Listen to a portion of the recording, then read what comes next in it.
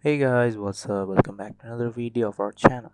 Today in this video, I'll show you how to add business name in Google Ads. So without wasting any more time, let's start our today's video. First of all, go to the campaigns section. Now select ads from here. Select the provided ad.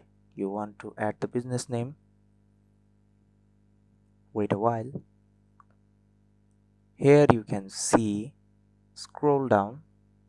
Here you can see the business name option and the logos option. To add a business name, click on this option, get access. Here you have to verify your account and verify it. After the verification, you can add the business name in Google Ads successfully. So that's it guys, hope you like this video. If you found this video helpful, don't forget to hit the like button and subscribe to our channel. Till then, bye bye.